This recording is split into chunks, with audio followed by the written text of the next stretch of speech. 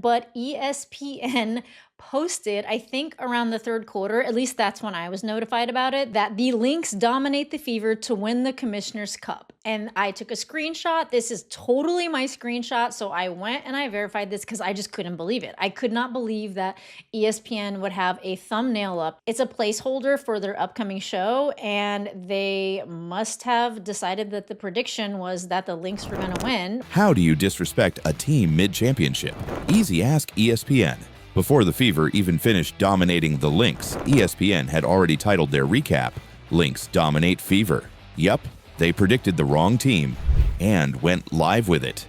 And when the Fever won, they quietly changed it to Fever Stun Lynx like it was some fluke. But this wasn't a fluke. This was domination.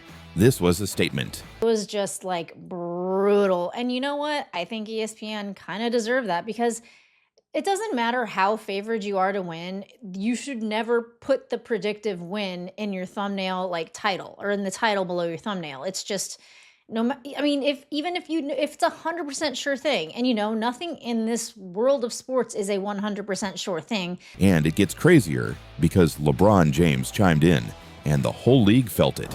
Let's talk about what really happened and why everyone's mad. But the thing is, absolute pure jealousy. The WNBA players voted Caitlin Clark the 9th best guard. Someday, they will realize what she has done for all the players in the league. Charter planes, increase in salary, sold out crowd, improved TV ratings, and LeBron James likes to post.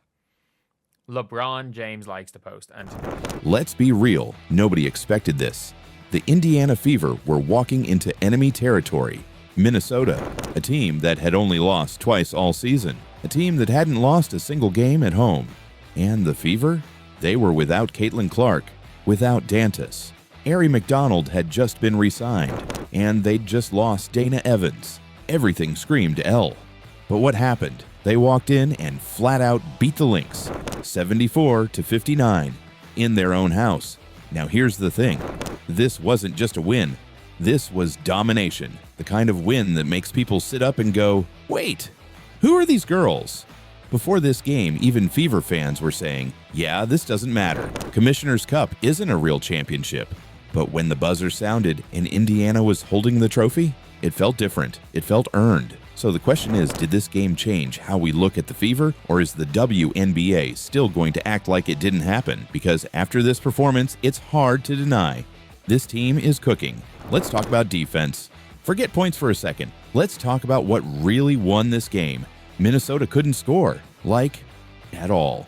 The Lynx went 8 straight minutes in the second quarter without a single bucket. That's not just rare, it's unheard of. And it wasn't because they were missing open looks. The Fever's defense was on them. Every shot was contested. Hands and faces. Rotations on point. Help defense? Chef's kiss. The star of the show, Natasha Howard. She had the impossible task of guarding Napheesa Collier, one of the MVP frontrunners this season. And what did she do? Held her to 12 points. Just 12. That's not a bad game for most players. But for Fee, that's practically a shutdown. Now here's where it gets fun. This wasn't a flashy, steal-heavy defensive performance. This was gritty. This was disciplined. This was, we're in your jersey all night, kind of D. It reminded me of those old-school playoff teams that didn't care about style points, they just wanted to win. So, what do you think? Did Indiana just show the rest of the league how to stop the Lynx? Or was this just one magical night? Look, Caitlin Clark's the face of this team, no question. But Natasha Howard, she was the heart of it last night. She didn't just defend, she led. 16 points, 12 rebounds, and 2 steals.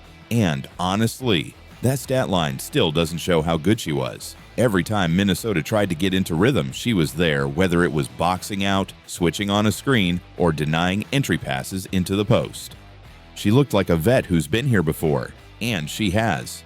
And here's the thing, Howard didn't even start the season in rhythm. She needed time to gel with this new-look Fever squad. But now, she looks like she belongs at the center of everything. You know what I love? She doesn't need the spotlight. She doesn't need a viral moment. She just shows up and does the job. And last night, she was the job. So here's my take. If Howard keeps this up, she's the X factor. Forget all-star. She's the kind of player who wins you playoff games. Agree or disagree? Let me know in the comments. Let's give flowers to the role players, because this win wasn't just about defense. Indiana's offense, while not perfect, was way more balanced than we've seen in past games. 5 players hit double digits. Aaliyah Boston, a quiet but steady 12 points and 11 rebounds. Kelsey Mitchell dropped 12 too. Ary McDonald, who literally just rejoined the squad, added 12 of her own. And Sophie Cunningham, 13 points and 3 huge threes. But here's what stood out. They looked like a team. There was movement. There was unselfish passing. Everyone touched the ball. The biggest surprise, McDonald. She's 5 feet 6 inches, yet she grabbed 3 rebounds, knocked down shots, and brought insane energy. She was fearless. And after losing Dana Evans, her spark was exactly what this team needed. This wasn't Caitlin bailing them out. This wasn't, let's just hope someone gets hot. This was grown woman basketball, and they did it in the face of a Minnesota squad that came in as the favorites. So what changed? Why did it finally click? Maybe this team just needed to realize they don't need a savior. They just need each other. Now this next part, man, it had fans furious. With the game still going literally in the third quarter, ESPN scheduled their live stream recap. No problem, right? Except the title read, Lynx dominate Fever to win Commissioner's Cup. What? The Fever were winning. The game was far from over, and ESPN already had the headline ready like it was scripted. This wasn't just a bad look.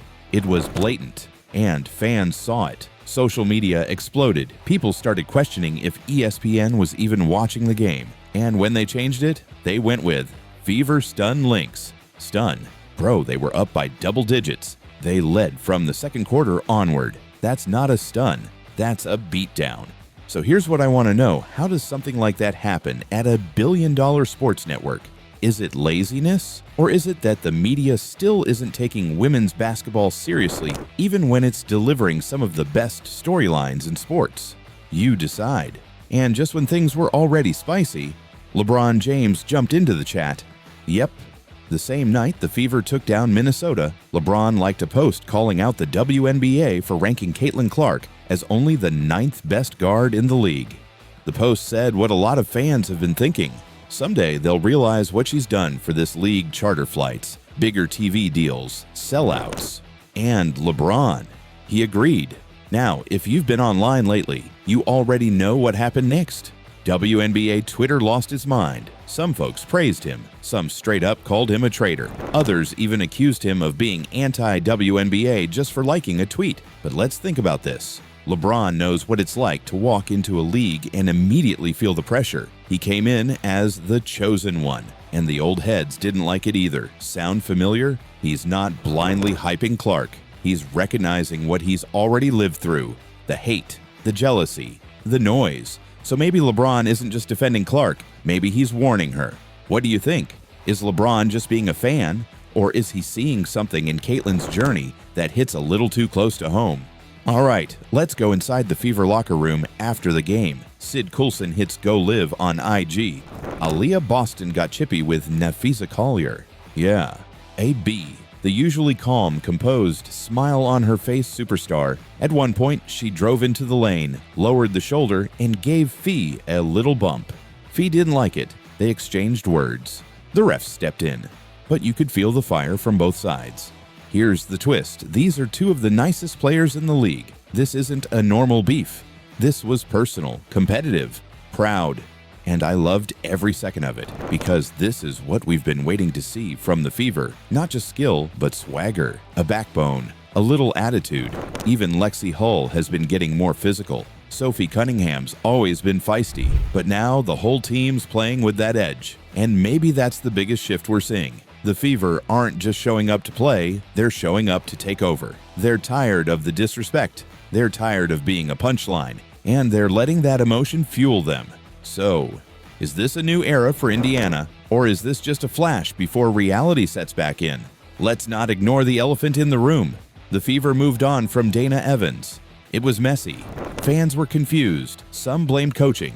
Others blamed chemistry. But now that Ary McDonald is here, it's starting to make sense. Ary fits. She's fast. She's relentless. She brings chaos in the best way. Is she a pure point guard? Not really. She only had 1 assist in this game, but her pace shifts the energy of the floor, and that's something the Fever desperately needed. And let's be honest, this might have been one of those happy accidents. Sometimes the plan A doesn't work, but the backup, that's the one that clicks. Now, I'm not throwing shade at Dana. She's talented, but watching Ary play with this group, you feel the fit. She plays with urgency. She plays with heart, and the whole team feeds off of it. So here's a tough question. Was Ary McDonald the piece this team was missing all along? Or are we jumping the gun off one hot night? Let's wrap it all up. No Caitlin Clark, no problem. The Indiana Fever walked into Minnesota and beat one of the top teams in the league. Not barely, not with a miracle, but with defense, chemistry, and hustle. And then ESPN tried to act like it never happened. LeBron lit up the timeline by defending Caitlin, and the entire locker room made it clear they hate us. But maybe that hate, it's fueling something special. Maybe this team needed the drama, the noise, the criticism, because what we saw in the Commissioner's Cup was a team that wants the smoke, a team that's growing up right in front of our eyes. And when Caitlin Clark returns, when she steps back into a lineup that already knows how to win without her, that's scary. So I'll leave you with this. Was this the Fever's turning point, or was this just one perfect night under the lights? Let me know what you think in the comments. Smash that like button if you believe this team is for real. And don't forget to subscribe. We're breaking down the biggest stories in basketball every week. Catch you in the next one.